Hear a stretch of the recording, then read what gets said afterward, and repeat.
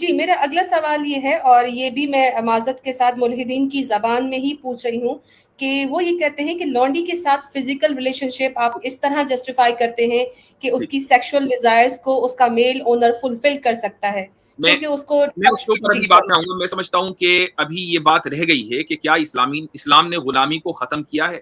یعنی میری اس آپ بات سے یہ سمجھ میں شاید کچھ لوگوں کو آئے یا غلط فہمی ہو جائے کہ ہم یوٹیلیٹرینزم کو بنیاد بنا کر غلامی کو آج کی تاریخ میں جسٹیفائی کر رہے ہیں. ایسا نہیں ہے. میں نے صرف ایک دلیل الزامی دی ہے اور یہ آئینہ دکھایا ہے کہ آپ کے اس آرگومنٹ کی بنیاد پر غلامی کو امورل ہونا ہی نہیں چاہیے بلکہ مورل ہونا چاہیے. دیکھیے غلامی کی جب اسلام آیا 3 قسمیں تھیں. سب سے پہلی قسم ہے وہ آزاد کہ جس کو غلام بنا لیا گیا. مثلا ایک آزاد آدمی سفر کر رہا ہے کہیں، کسی قبیلے کے پاس سے گزرا، قبیلے والوں نے اس کو کڈنیپ کیا اور اس کو غلام بنا لیا. دوسری قسم تھی آزادی کی جو نسلی غلام ہو، کہ اس کی اولاد غلام، پھر اولاد کی اولاد غلام، پھر اس طریقے سے نسل در نسل ان کے ہاں غلامی چلی آ رہی ہے. اور تیسری جو تھی وہ ہے وار پریزنرز، یعنی جنگی قیدی. تو اس میں جو سب سے پہلی قسم ہے آزاد کہ جس کو غلام بنا لیا جائے، اس کو پہلے لمحے میں اسلام نے اسی وقت ایمانسپیشن پروکلیمیشن اسلام نے شائع کیا، ایشو کیا. یہ حدیث ہے، بخاری کی روایت ہے. حضرت ابو ہریرہ رضی اللہ عنہ فرماتے ہیں کہ رسول اللہ صلی اللہ علیہ وسلم نے فرمایا کہ ثلاثۃ انا خصمہم یوم القیامہ، 3 لوگ ایسے ہوں گے کہ جن کے خلاف میں دعویٰ پیش کروں گا قیامت کے دن. ذرا تصور کیجئے کہ وہ مسلمان کہ جس کے خلاف رسول اللہ صلی اللہ علیہ وسلم اللہ کے دربار میں کھڑے ہو، کیا تصور کر سکتا ہے کوئی مسلمان؟ تو رسول اللہ فرماتے ہیں میں مدعی ہوں گا قیامت کے دن اس کے خلاف. پہلا آدمی تو وہ ہے کہ رجل اعطابی ثم غدر. دوسرا آدمی وہ ہے ورجل باع حرا فاکل ثمنہ. یہ ہے اصل پوائنٹ کے جس کے اوپر میں بات کرنا چاہتا ہوں. بقیہ پوائنٹس کے اوپر بات کرنا اس وقت irrelevant ہے. کہ ایک آدمی وہ کہ جس نے ایک آزاد آدمی کو فروخت کر دیا اور اس کی قیمت کھا گیا، یعنی ایک آزاد آدمی کو غلام بنا کر اس نے بیچ دیا، اس کے خلاف قیامت کے دن میں مقدمہ پیش کروں گا اللہ کے دربار میں. تو اس کو فوری طور کے اوپر پابندی لگا دی گئی. یہاں تک کہ یہ نہیں دیکھا گیا کہ وہ جو آدمی ہے وہ مسلمان ہے غیر مسلم ہے. یہاں تک کہ اگر کوئی ذمی ہے، یعنی غیر مسلم ہے جو اسلامک کنٹری میں رہ رہا ہے، اس کو بھی اگر کسی مسلمان نے غلام بنا لیا، یعنی کڈنیپ کر لیا اور کڈنیپ کر کے اس کو بیچ رہا ہے، تو رسول اللہ صلی اللہ علیہ وسلم کا غصہ اور اس کے بعد اللہ تعالیٰ کا غصے کے لیے وہ تیار ہو جائے. یہ حدیث کے اندر بالکل واضح بات آ گئی. پہلی غلامی کی قسم یہ ہے. دوسری غلامی کہ جو نسل در نسل غلام چلے آ رہے تھے، تو اس پر امیڈیٹلی اس پر پابندی نہیں لگائی گئی بلکہ تدریجی پابندی لگائی گئی. یعنی سلولی اس کو آہستہ آہستہ آہستہ اس سے یعنی جو سوسائٹی ہے اس سے ختم کیا گیا. اور اس کی وجہ یہ ہے کہ میں نے جیسے بھی بتایا کہ پوری اکانومی کا دار و مدار انہی پر تھا. تو اگر فوری طور کے اوپر اس کو ختم کر دیا جاتا تو یہ ممکن نہیں تھا کہ اکانومی باقی رہتی، ایک دم کولیپس ہو جاتی. پہلی پرابلم تو یہ تھی. اور دوسری پرابلم یہ تھی کہ سوسائٹی کے اندر ایک ڈپریسڈ کلاس کا جنم ہوتا.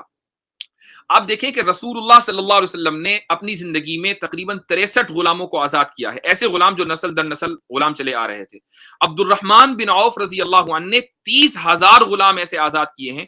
یہاں تک کہ حضرت عمر بن خطاب رضی اللہ عنہ کے دور خلافت تک کے اس طرح کے تمام غلام آزاد ہو گئے تھے. اور اس کی وجہ یہ ہے کہ قرآن نے جو ایمانسپیشن پروکلیمیشن شائع کیا ہے اپنی سورہ بلد میں، وہ یہ ہے کہ فک رقبہ. فک رقبہ کا مطلب یہ ہے کہ غلام کو آزاد کرو، غلام کو آزاد کرنا ہے. تو تدریجی طور پر تمام کے تمام اس کیٹیگری کے غلام کو آزاد کر دیا گیا.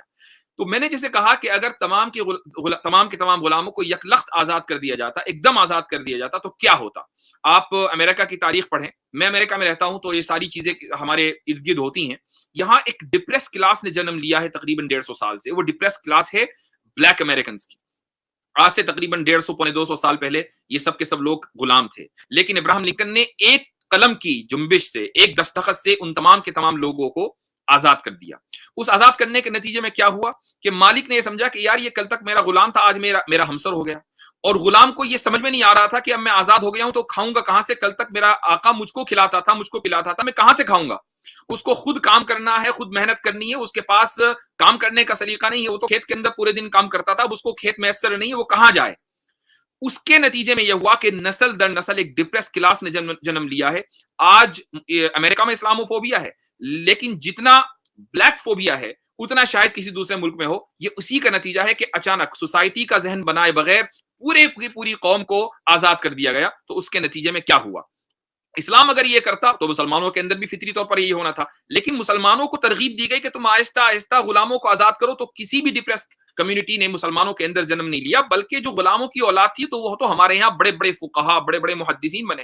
آپ دیکھیں حدیث کی کسی بھی کتاب کو آپ اٹھا لیجئے، اس میں نافع کا نام آئے گا. نافع کون ہے؟ آزاد کردہ غلام ہے. کسی بھی تفسیر کا کتاب اٹھا لیجئے، اس میں اکرمہ کا نام آئے گا. اکرمہ کون ہے؟ اکرمہ آزاد کردہ غلام ہے. تو جو آزاد کردہ غلام ہے ان کا اسٹیٹس یہ ہے کہ ہمارے نزدیک وہ اتنے محترم ہیں کہ ہم ان کا نام لیتے ہیں تو رحمت اللہ علیہ کہتے ہیں، ان کے نام سے پہلے امام لگاتے ہیں. ان کا جو اوریجنل اسٹیٹس تھا وہ ختم ہو گیا.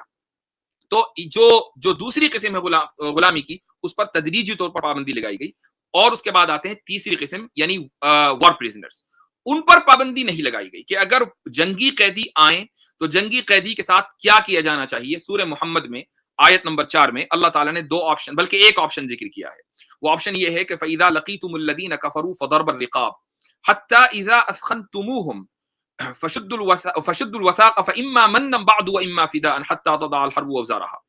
اس آیت کا ترجمہ یہ ہے کہ جب تم کفار سے جنگ کرو تو گردنیں مارنی ہے. ظاہر ہے کہ آپ بریانی تو کھلائیں گے نہیں، آپ ٹافی نہیں دیں گے، آپ کینڈی نہیں دیں گے. تو بھائی کافی صاحب آ جاؤ، آپ گو کے مجھے مارنے کے لیے آئے لیکن میں آپ کو کینڈی دوں گا، گلاب کا پھول دوں گا، ایسا نہیں ہوگا. بلکہ وہ گردن مارنے آئے تو تم بھی گردن مارو گے. جنگ کا اصول یہی ہے. تو جب تم مار چکو تو اب اگر وہ تمہارے ہاتھ میں لگ جائیں تو ان کو قید کر لو. فشد الوثاق. قید کرنے کے بعد کیا کرنا ہے؟ ایک آپشن اللہ نے ذکر کیا ہے، فَإِمَّا مَنًّا بَعْدُ وَإِمَّا فِدَاءً. احسان کرو یا احسان فری میں کرو یا کمپنسیشن لے کر ان پر احسان کرو یہاں تک یہ جنگ ختم ہو جائے. لیکن جو مسلمانوں کا لیڈر ہے جس کو ہم امام المسلمین یا امیر المؤمنین کہتے ہیں، جو چیف آف آرمی اسٹاف ہے یا جو بھی ہے، اس کو 4 آپشنز دیے ہیں اور یہ 4 آپشنز حدیثوں سے ہمیں پتہ چلتے ہیں. قرآن نے صرف ایک ہی آپشن ذکر کیا ہے. اس کی وجہ یہ ہے کہ غلامی کو اس قرآن نے اور اسلام نے کبھی پروموٹ کیا ہی نہیں. یہی وجہ ہے کہ قرآن نے اس کو ذکر ہی نہیں کیا کہ ان کو غلام بنا لو. یہ حدیثوں سے ہمیں پتہ چلتا ہے. وہ 4 آپشن کیا ہیں؟ سب سے پہلا آپشن ہے جزیہ. دوسرا آپشن ہے کہ اگر آپ کو یہ لگتا ہے کہ نہیں بھائی یہ لوگ تو ٹیررسٹ ہیں، ہم ان کے جزیہ لے لیں گے، یہ بم پھوڑیں گے، یہ معصوموں کو قتل کریں گے، یہ مسلمان عورتوں کا ریپ کریں گے، یہ بچوں کو قتل کریں گے، تو ٹھیک ہے ان کو بھی قتل کیا جائے گا پھر جب یہ لوگ ٹیررسٹ ہیں.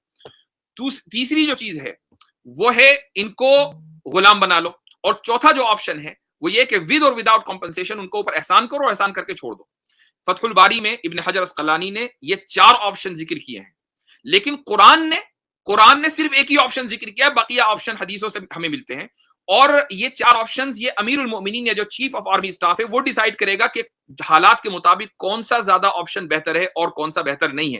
لہٰذا اگر جنگی قیدی آئیں تو ان کا بھی ایک ہی مصرف نہیں ہے کہ ان کو ہم غلامی بنائیں گے، بلکہ ان کے 4 آپشنز ہیں. ان میں سے اگر یہ ضروری سمجھا گیا کہ غلام بنانا ہے تو غلام بنایا جائے گا. اور یہ ضروری کیوں سمجھا جا سکتا ہے؟ یہ اس لیے کہ اگر مسلمانوں کے قیدی مثلا غیر مسلموں کے پاس چلے جائیں اور انہوں نے غلام بنا لیا تو ظاہر ہے کہ مسلمان بھی پھر جو غیر مسلموں کے قیدی مسلمانوں کے پاس ہیں ان کو غلام بنائیں گے. ٹٹ فور ٹیٹ کا اصول چلتا ہے جنگوں میں ایسا نہیں ہوتا کہ آپ تو قتل کریں ہمیں اور ہم آپ کو جو ہے بریانی کھلائیں یا ہم حلیم کھلائیں. ایسا نہیں ہوتا. جو آپ کریں گے وہ ہم کریں گے. یہ جنگ کا اصول ہے. تو اس طریقے سے غلامی کی تیسری قسم ہے اس کو اسلام نے وقتی طور پر ختم نہیں کیا، چونکہ یہ انٹرنل مسئلہ نہیں تھا، یہ ایکسٹرنل مسئلہ تھا.